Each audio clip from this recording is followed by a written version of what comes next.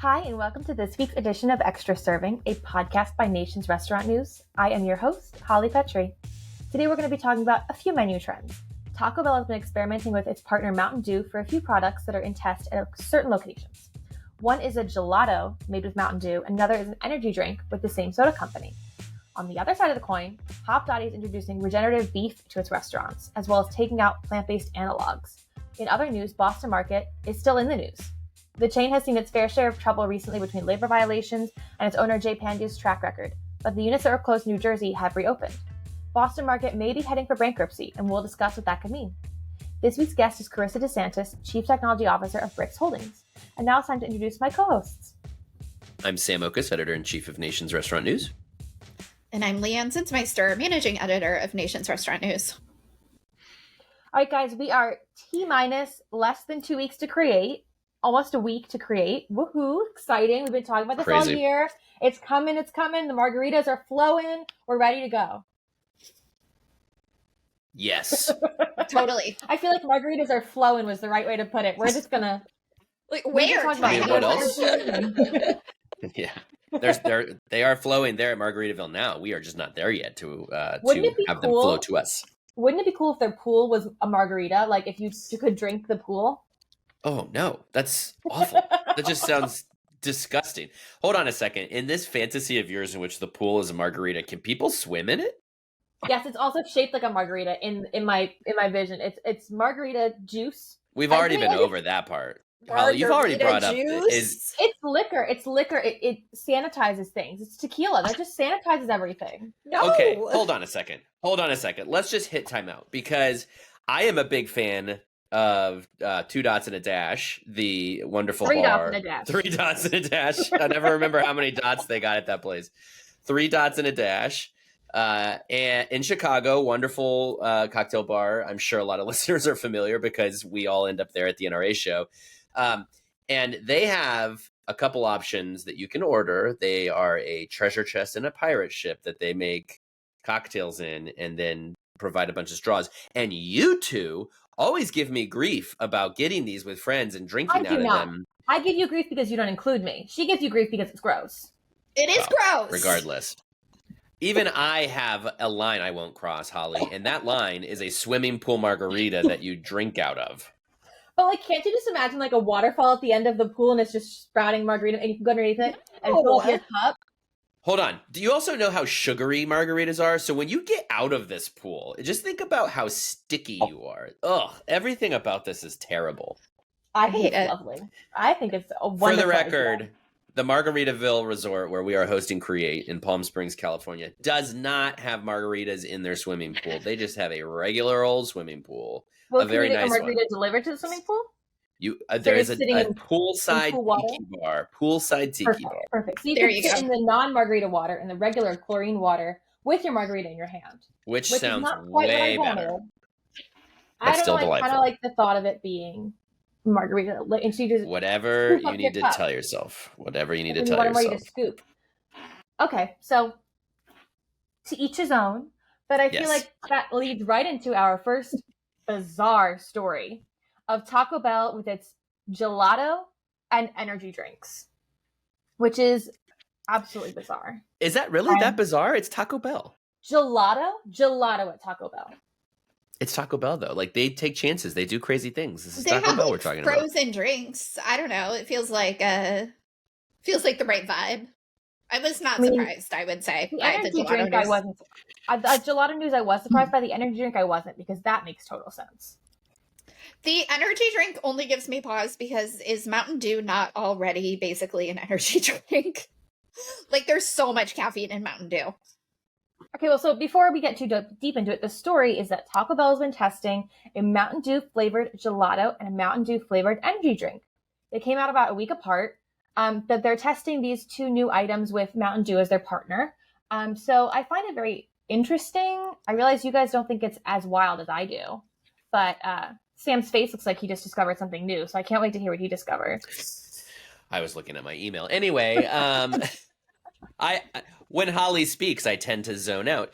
No, here's what I think. I mean, look, again, going back to my previous comment, I'm never surprised by anything Taco Bell does. And that's not a knock on Taco Bell. That's actually quite the compliment because they do some wild stuff because Taco Bell is not really, constrained by some of the standards that a lot of other restaurants are. I mean, you think about, Chipotle and the way we dissect every little menu move and is it part of their brand? And often the answer has been no, because Chipotle kind of is kind of boxed in. Now that's changing in the new Chipotle regime, but Taco Bell has zero box. I mean, they have their box meals, of course, but they're not boxed in by any kind of standards. They try crazy stuff. Now, as for these two particular items, for starters, of course, the obvious Taco Bell, Yum Brands, and Pepsi are like yin and yang. I mean, these are two companies that have been, well, they were, once part of the same company. And they've been together for a long, long time. And so PepsiCo, Yum Brands working together on innovation like this, that makes sense. But let's take this deeper and talk about the trend in energy drinks in general, because Taco Bell is not the only one working on energy drinks. Energy drinks are a growing category. I assume skews younger. But, when you think about caffeinated beverages, if soda's not doing it for you and coffee's not doing it for you, well, energy drink is the next solution. And there is a growing demographic of people who want that beverage in restaurants. That's a big, big, big untapped opportunity for restaurants. And so Taco Bell's identified that and is going that direction. Gelato, that one is a little bit more off the beaten path. And it's only tested in one Irvine location. Of course, Taco Bell's based in Irvine. So that might just be something that they're just like, having some fun with. But gelato would be a lot harder for them to roll out at any kind of scale because gelato would require, now they do have the frozen beverages, but I assume they would need some totally new equipment to serve gelato. But I don't know the specifics of that. But that one is a little bit more complex from the operational standpoint. Yeah, to Sam's point about energy drinks as a trending category, we have seen energy drinks at a lot of chains lately. This is only the second non-beverage brand that I can think of that's breaking into it. So we've got like energy drinks at Starbucks, Tim Hortons, Dutch Bros, which are all like in that space. And Panera has done some energy drinks. Obviously not a beverage chain, but they do have a heavy focus on their SIPS program. So with Taco Bell breaking into this energy drink space, what it really makes me think is, okay, who's next? This feels like it could be a tipping point of like, oh, Taco Bell is doing energy drinks, so let's start developing ours, like at other chains across the country. I actually didn't realize that so many of those chains had energy drinks until I read Alicia's story about Taco Bell. So that is where I feel like this could be really interesting. I feel like now that Taco Bell is doing it, in the next few months to a year, we may start seeing energy drinks at more and more non-beverage focused restaurants.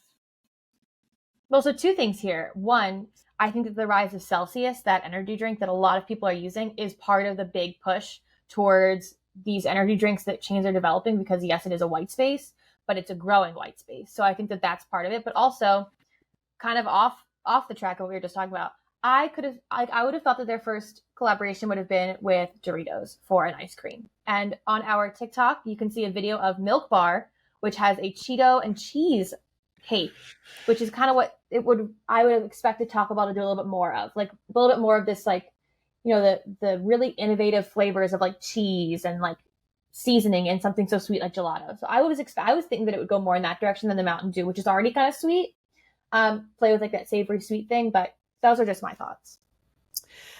Cheese, I mean, I might be projecting here, but cheese as part of a treat does not resonate. I don't know. Even though, and this is crazy when you think that ice cream is dairy and so is cheese, so what's the big deal? But I recently saw on a menu somewhere a cheese flavored ice cream, and my reaction was ew. Versus, I mean, again, something that's already sweet like a Mountain Dew. Well, that just makes more sense. But yeah, I mean, I also would not be surprised if Taco Bell rolled out a Doritos gelato. You know, like, again, it's on brand for Taco Bell to take some big swings, but it's not, you know, these are not national rollouts. These are tests. They'll see how they go. And by the way, they're small, very small little tests that we're still talking about. Like, that's the power Taco Bell has. This is not a national rollout that got our attention. This is a little test. I think we're all curious to see, like, when a little test like that goes on to become something like Doritos Locos Tacos, which really kind of changes the game in R&D for a while. You know, we did Menu Tracker yesterday. We filmed Menu Tracker, the video version, and it was so interesting to see the through line throughout most of these was that there was a lot of spicy items. And I feel like the Doritos ice cream could even veer a little spicy, but there was a lot of spicy items that came out in the past 3 weeks on menus across the country. So I think that's another trend that we could be looking out for, that maybe Taco Bell is going to go. They had their volcano menu, which was super successful, but they took it off again. So they play around with all those kinds of things. So I wonder if they'll pipe in again now that spice is kind of at the forefront. Yeah, spice is not going away. That's only going to grow more and more. I mean, younger generations, I think, have much more, clearly more adventurous palates, and they are going to have palates that can deal with spicy flavors a lot better, because the more spicy flavors become mainstream, the more kids are eating and getting used to it. And so that's only going to grow for sure, and will continue to be an opportunity. Now, again, though, spicy and ice cream, it works perfectly because the ice cream would cool. So it'd be like a spice that hits you first, and the rest of the ice cream would cool it down. But I guess when you do eat like a spicy pepper, you're supposed to drink milk. Yeah, so that's basically what it is. This is like the natural progression of that. There you go. That's a free one for you chefs out there. I feel like if anyone could make that work, it would be Taco Bell, because Taco Bell does these wacky off-the-wall menu developments, but they're all good. Like, you never hear people be like, oh, I tried this Taco Bell thing and it was disgusting. It's like they do things that sound like they wouldn't be good, and then they're always good. And so I feel like if the spicy ice cream or the cheesy ice cream is going to be a thing, like, Taco Bell could be the one to pull it off. Well, and we did see KFC a few years ago did that Cheetos crusted chicken. That was one of the most delicious things I've ever eaten. And so I feel like other chains are starting to kind of get into that lane too, seeing the success from Taco Bell and trying to see what else can we do, who can we partner with, who can we use to push the limits of what our brand is, because Taco Bell does it just so well. Like, there's no competition for Taco Bell. Taco Bell is its own competition. So I think other chains are trying to figure out a way in there. All right, so you're both on mute, so I'll just continue talking. Okay, we're trying to communicate something to you in that, Holly. We're done with this. Well, let's talk about Hopdoddy, because this is a really interesting menu as well. Brett and I were talking about for an episode of First Bite, is that Hopdoddy is is introducing in 6 sandwiches, I believe, might be less, to regenerative meat, which is meat that basically like regrows things. Again, I'm not very eloquent when I talk about this, but Brett really is. You should go listen to this podcast. May I? Yes. Because I don't think you're right. So, regenerative meat is basically, it puts back more into the earth than you take from it. So in other words, regenerative meat is designed to be like, to not like have a footprint on the planet. It's designed to, because the problem with meat so often is, of course, the methane that goes into the atmosphere. It's all the chemicals that go into the ground. It's all of the operation tends to be very taxing on the planet.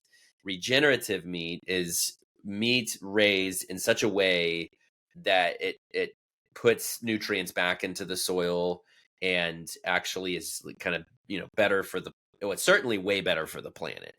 I'm probably not getting that 100% right either, but that's the gist of it. Go listen to Brett talk about it on First Bite. He knew exactly what he was talking about. He was actually very excited about this.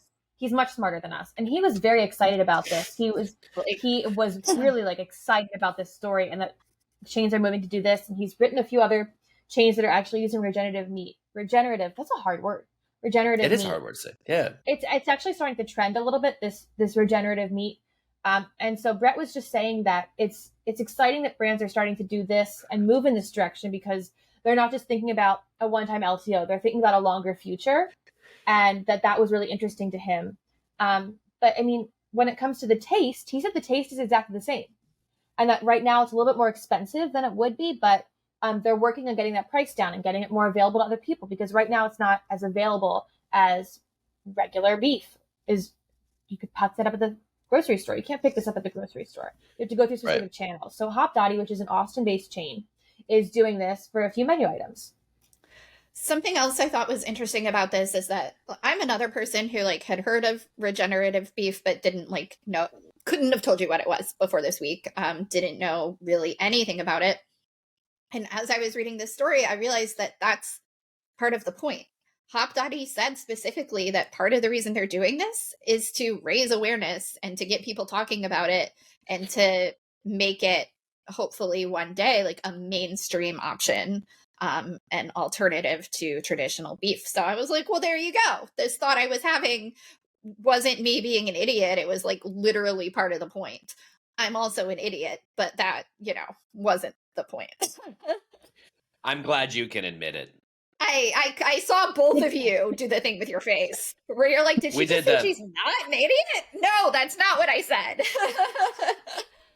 But yeah, it's literally, they were like, hey, people don't know what this is, but we think it's a really great option. And it's actually an option for us right now. So let's do it. Let's put it on the menu. Let's start a conversation.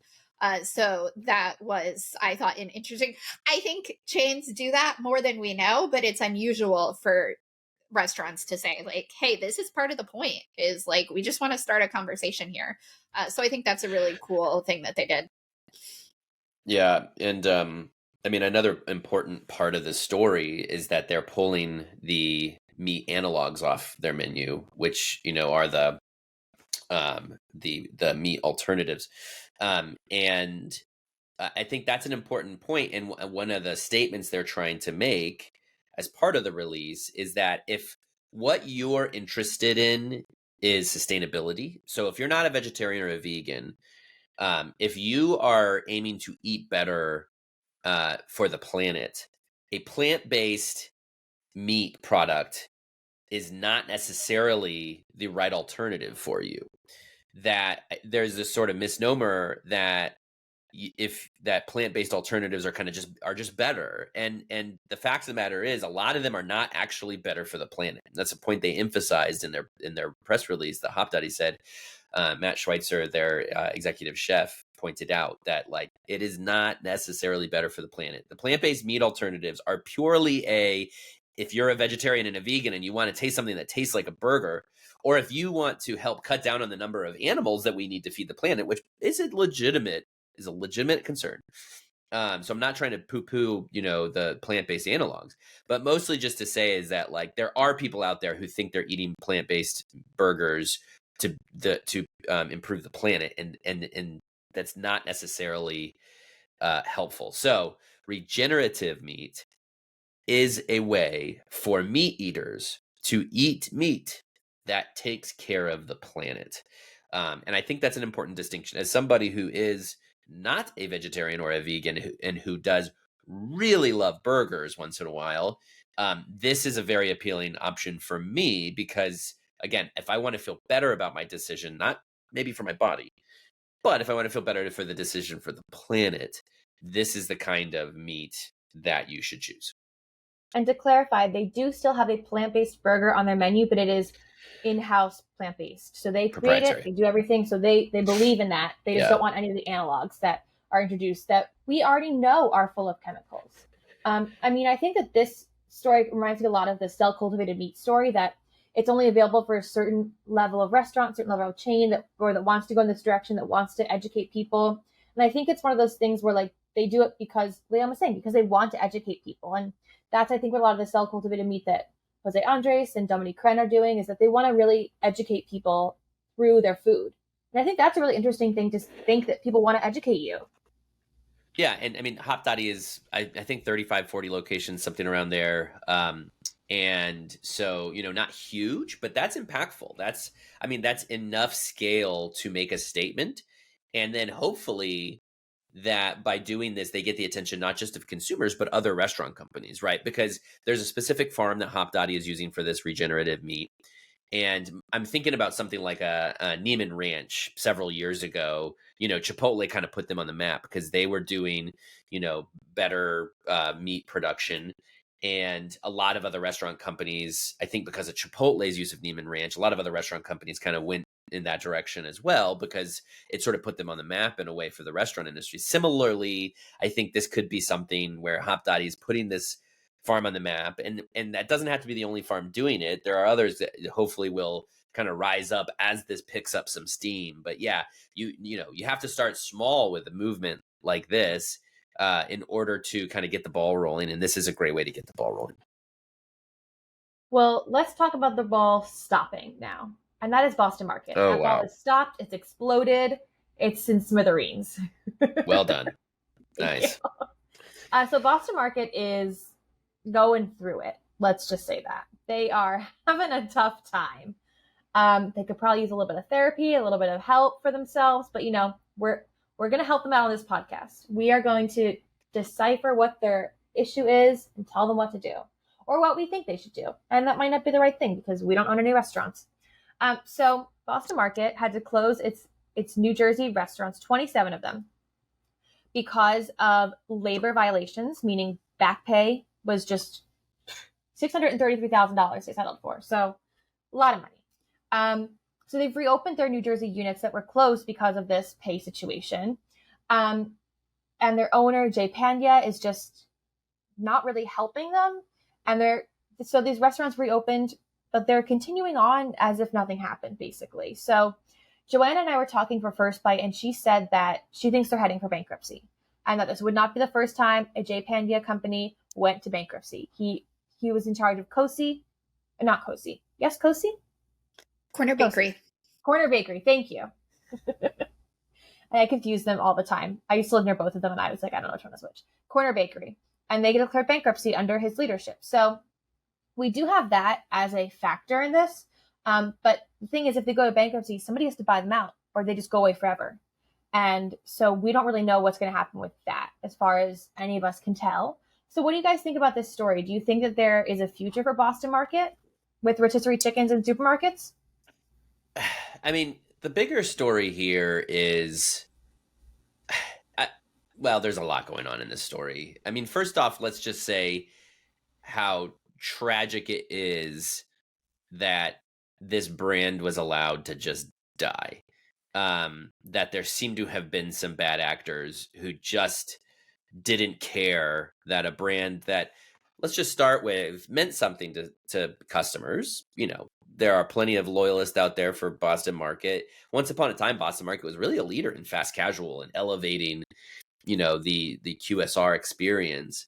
And that meant something to consumers. So first off, just for that to just be allowed to just die. Second off, it was employing thousands of people, right? And so again, that this was just allowed to just wither away.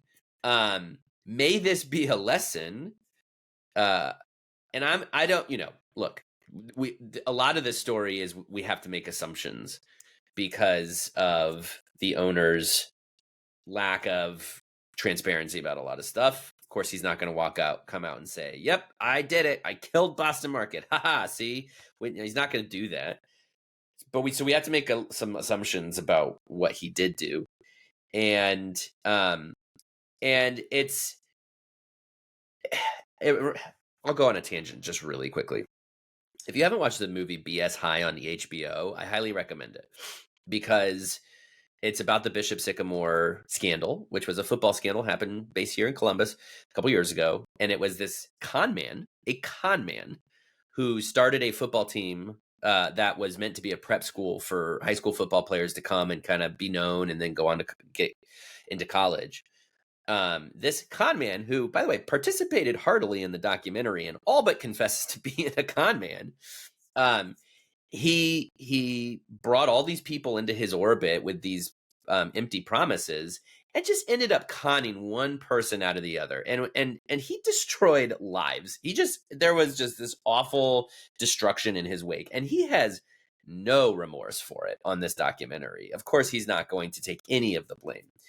And I watched that documentary about the same time this story broke with Boston Market. And I was like, oh, kind of reminds me of somebody, huh? And I'm not out here to make accusations, aside from saying there are some bad apples out there who seek their own personal gain from things. And that's at the cost of a lot of other people's lives. And this kind of seems to be an example of that. I don't know where Boston Market goes from here. It's a mess. Who would want it? You know what I mean? Like, who wants to go in there and clean up that mess? If it files for bankruptcy, which Corner Bakery had to do, like, these are good brands that were destroyed by people who just weren't as invested in them as they should have been. And anybody who's going to want to clean that up is going to be in for years and years of cleanup duty. And who wants that? So all around a very sad story, because employees' lives are ruined, franchisees, owner operators, customers who turn to Boston Market for a meal for their family. All of that just kind of flushed away by people who didn't want to pay their bills. Like, it's highly, it's ugly, and it's just kind of an ugly look at how some people act. I agree. And I do especially agree with everything Sam said about this being like potentially such a great brand. Like, I have memories of Boston Market as a kid, like all of that. But I have to say, when I saw the headline the other day that all these Boston Markets had reopened, I kind of thought, oh, that's kind of a bummer for like the people who work there. I felt like going into this, I felt like a quote best case scenario would be everyone gets their back pay, and then all the Boston Markets just shut down, and those people can go work at other restaurants or do whatever else they want to do. Because through all of this, through talking to Joanna has talked to so many people who work at Boston Market, from the top levels all the way down to people who work in the restaurants. And my impression is that there are a lot of people in the company, especially at the bottom, but also at the top, who really care about Boston Market and who want to fix this mess. But I feel like, there are bad apples at the top, and the people at the bottom are really suffering for it. And I feel like, the best case scenario for those people would be to go work somewhere else. And a lot of them have, and a lot of them are trying to. But now that these stores are reopened, are people going to say, oh, well, like, I'll give it another shot working here, or are they still trying to get out? So it was just kind of like a weird reaction in me, because I'm like, I'm really, really, really glad that this investigation happened and that they got their back pay. And I hope the same thing is happening in Colorado and everywhere else where these lawsuits are taking place. I hope that the vendors all get their money. But I also just like it, just almost as much as I love Boston Market and the brand, it feels like a lost cause. It really feels like a best case scenario for like the good people in this story would be for it to just go away so that they could go be elsewhere. I also agree with Sam. It just feels like such an impossible brand to save at this point. I mean, in an already tight labor market, how are you going to get people to come work at a restaurant that is known for this? I mean, a lot of these stores have closed because they've been forced to by these investigations, but a lot of Boston Markets have closed because they just already don't have enough people to work there.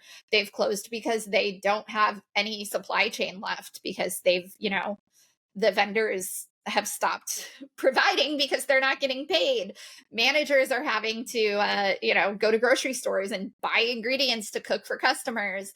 I also feel bad for a lot of the GMs in this story, because I feel like the GMs that Joanna has spoken to care so much about their team, and don't want to leave because they don't want to abandon their team, but they're like fighting for everyone to get paid. And it's such a mess that I really just feel like having Boston Market totally shut its doors just feels like the only outcome where like the good people end up happy and with like what they deserve. They were already on a downward streak when BJ's and Costco and those places start offering their own rotisserie chickens at a better price. And so that was, as Joanna was telling me, that was really the impetus for Boston Market's decline. And then it just kept falling down the hill and falling and falling and falling. And now it's like way at the bottom in the valley. It's not even on the ground anymore. It's in the valley. It's under there. And Who wants to drag something up at the top of a mountain from a valley? No one. No one would want to do that. And it's not like how we talked about with Subway where they were kind of not doing great. This is so much worse because didn't they pay like $600,000 to around 300 employees? Like that was a lot of money. They owed them a lot of money. So that's something to also think about too, is that like these employees stayed there despite not having their paychecks. Like that shows a level of respect for the brand and that they really do, like you guys are saying, they really want it to survive. They stuck around for several $1,000s in back pay that they're missing. So it's an interesting story. It's a sad story. And it's always sad to see a restaurant company just fall. Well, may it be also, I mean, I know that there's, for the lessons for everybody outside of the Boston Market organization, this is a unique situation, but, for anybody looking to sell their company, or even if they're just looking for an investment in their company, I vet those people because sometimes people with a lot of money aren't going to be the right stewards for your brand. Maybe that's one lesson that others should take from this story. Yeah, definitely. Well, that was a real downer to end on. Sam, do you want to talk about Create a little bit for an upper? Oh, I want to eat lunch. That's what I want to do. Because all this menu talk has made me hungry. Even talking about Boston Market was sad, but man, rotisserie's chicken sounds great right now. So we're just about 10 days away from Create. If you're listening to this on Friday when this drops, we will be 9 days away from Create. Look, you've heard us talk about it already, so I probably don't need to do much changing your mind at this point, but especially if you're in the Southwest and you're on the fence and you can drive to Palm Springs, even if you come hang out with us for a day, this is an event unlike any other restaurant conference. We know that right now it's kind of a murderer's row of restaurant events. Everybody I talk to right now has just been traveling every week. I get it. It's busy. We're kind of the last one of a string of about 5 weeks where there's kind of a big event every week. Just let me assure you, this one will be different than everything, in that this is not going to be morning to night panels. This is not going to be fall asleep, look at your email while people are talking kind of conferences. This is going to be a very engaging, interactive event with fast pace, with leaders that you wouldn't see at a lot of other events, leaders who are sometimes sort of hidden gems, but sometimes leaders of brands that maybe you do well know, but they haven't really been out there on the circuit. We tried to curate a lineup of speakers who could really speak to especially sort of the small and mid-sized chain that's in growth mode. And so a lot of our content's designed around that. We've got especially 3 content pillars that most of the content's built around, and that's technology, finance and growth, and operational excellence. So we're really just sort of pursuing, dynamic content, dynamic speakers who can help to get to the bottom of what is the state of things for each of those categories? Where is the industry going in the future? And again, with really sort of fast-paced interactive sessions. And it's in Palm Springs, for crying out loud. It's at the Margaritaville Resort, as we mentioned.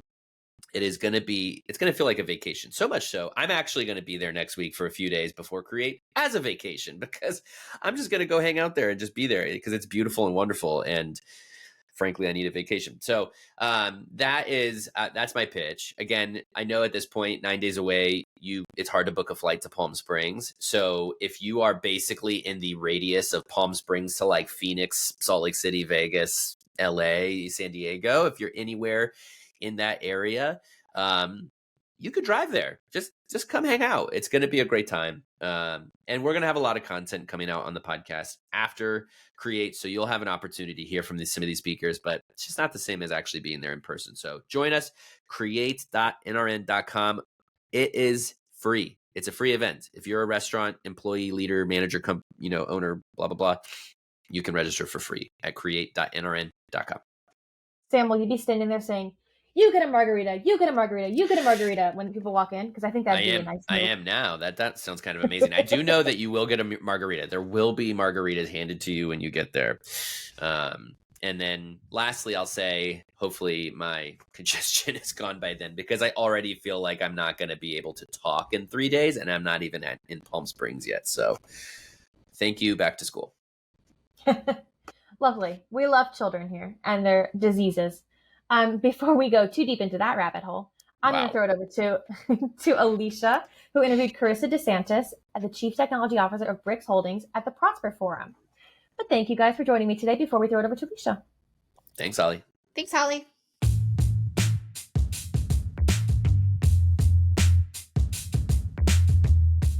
Hi, I'm Alicia Kelso, Executive Editor at Nation's Restaurant News. I'm at the Prosper Forum in Amelia Island, Florida. I have got Carissa De Santis, the Chief Technology Officer for Brix Holdings, with me. She's been there for 2 years, and I'm thrilled to have her. She has a tremendous amount of experience in the restaurant industry, including with Dickies and TGI Fridays, and we love talking to women in tech because they're rare species. So thanks for joining us, Carissa. Yeah, my pleasure. Thank you so much for having me.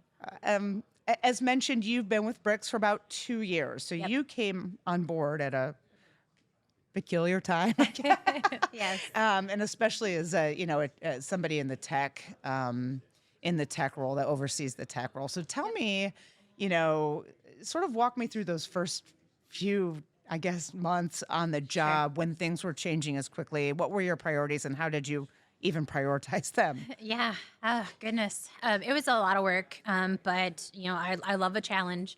One of the reasons that they had brought me on at Brix was due to the fact that with our multiple brands, and they were all acquisitions, and then throw COVID in there for a couple of years before I joined. Everything was disjointed. Nothing was cohesive. There wasn't a source of truth for data.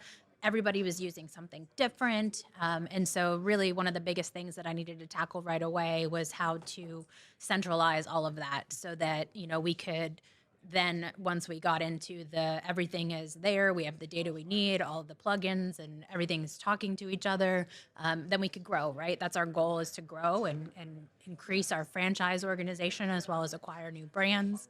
I kind of jokingly say we inspire to be like Inspire brands. And so that was a big piece of what I needed to do for the first, 6 months that I was on the job. So evaluating the tech stack, figuring out what we needed to add so that we could get everything centralized. What was going to work for one brand might not work for another, but we still needed to have all the information. So that was a big bulk of what I did when I first came on Okay. board. So 2 years in, are you streamlined? We are. Okay. Yes. I have such an amazing and mighty team that is literally like a half a dozen people. We rely very heavily on vendor partners. And so being strategic in who we've selected and, like I said, centralizing everything together, we have done just an enormous amount of work in the 2 years since I've come on board. And we are really positioned ourselves right now to grow. And so we're Great. super excited. Great. So now that you have that sort of objective accomplished, if you will, I know that it's a constantly moving part, especially now. What has become your priority since? Because there are so many things when you talk about a tech stack. I mean, that's, you could list that on paper and it'd go on and on and on. So I'm Yes. just curious to know how you prioritize, especially given the disparity of your brands. I mean, you've got everything from Red Mango to Friendlies, and Humble Donuts, a new brand we'll talk about. But how do you prioritize that tech? What's on top of that tech stack? Yeah, for sure. So it started out with getting rid of all the legacy tech that has basically hit the end of its life.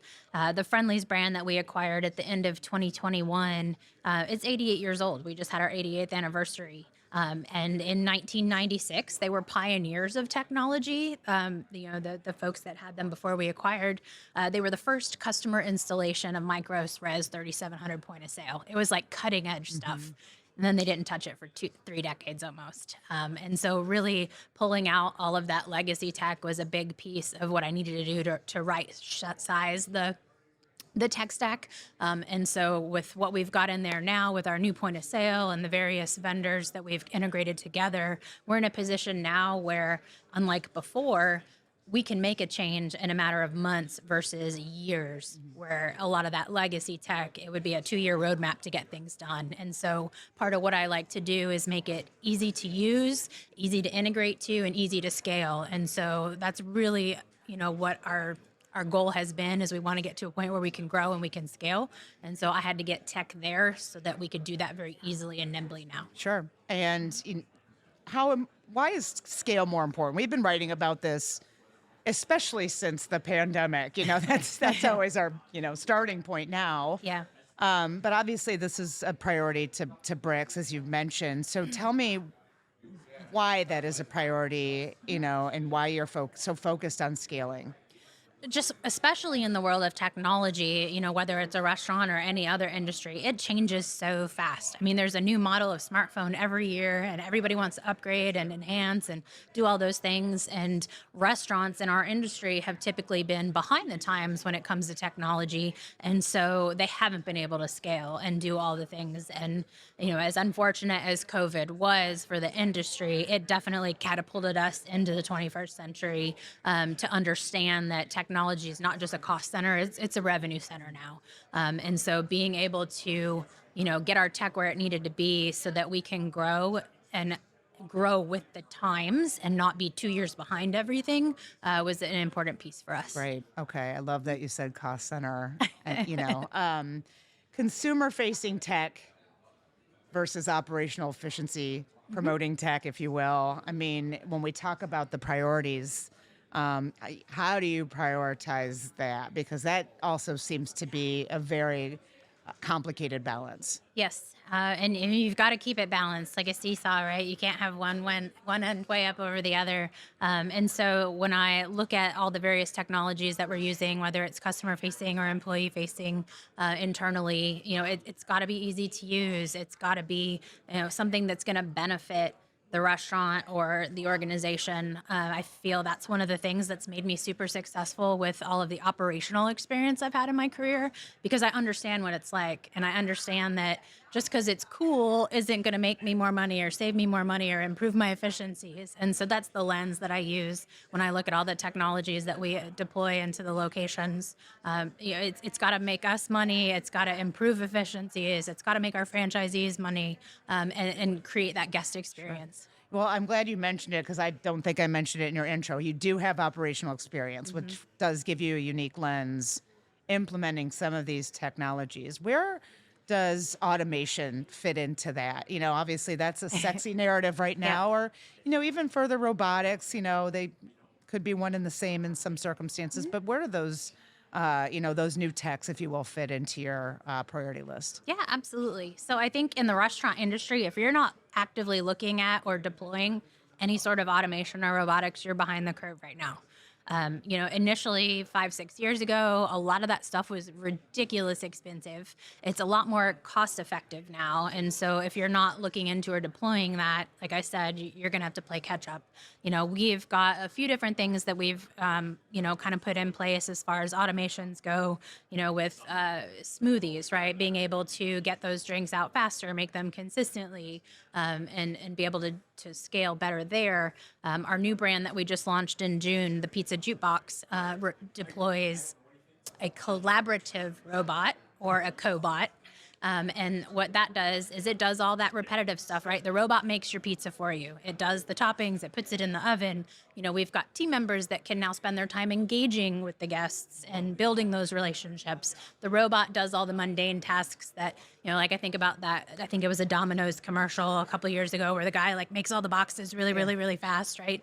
If you had to do that every single day, how bored would you be, right? So using robotics and automation to do those mundane tasks, but still have a consistent product that gets out to your guests fast every time, where your people and those limited people that we have now, just because of the loss in the industry, they can spend their time engaging with the guests and having meaningful relationships. Sure. Well, I'm glad you brought up Pizza Jukebox. We launched in June. Yes. Your first proprietary brand. Yep. How many are open now? We've just got the one that's been open for a couple months. We've got another one coming before the end of the year. And it's also unique in the fact that our first location's inside of a Walmart. Oh, great. So it's right where guests can walk in and out and see the robot. Luigi is his name.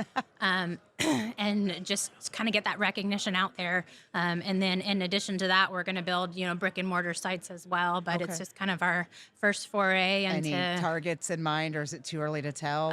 We're hoping, in the next year to have, 50 to 100 locations. Okay. So, yeah. Wow. And moving forward then, how is Brix going to approach growing? You mentioned that as a priority. So I'm curious, more acquisitions, any more proprietary? I mean, now that you have a playbook for proprietary, I imagine this might not be your last? Yeah, it definitely is an option. You mentioned acquisitions. There might be a few of those in the works currently as well. Okay. So, we're open to any and all opportunities as we think, we can fit in, a niche in the business and scale and grow that way. So Okay. nothing's off the I table. trust you'll keep us posted. Absolutely. What else? Bring us home here. What are you most excited about now that you've got the pieces in place that you were brought on to put into place? Now that you have a playbook for proprietary, now that you have a playbook for acquisitions, Yep. many of our challenges, I don't know if most is a fair word, but many challenges are starting to become a little more clear in the rearview mirror. What are you most Yeah. excited about maybe next year and beyond? Yeah, really just being able to kind of do the 2.0 version of everything, right? We did a lot of the nitty gritty, back of the house, ripping out, gutting, putting all the new stuff in. And now let's take that to the next level. Because, probably the most disruptive thing you can do in a location is network and point of sale. And we did all of that in the last 4 months. Like it was insane. And so now being able to take that and, find strategic new partners that we can plug into that and, have a better digital experience. We're looking at doing some branding with all of the brands potentially in one mobile application. So there's some stuff there that we're looking at to kind of take it to that next phase of growth. Very cool. Well, I'm excited to follow along. And congrats on all the work so far and the work that you're doing now. It's fun to watch. Thank you so much. Appreciate it.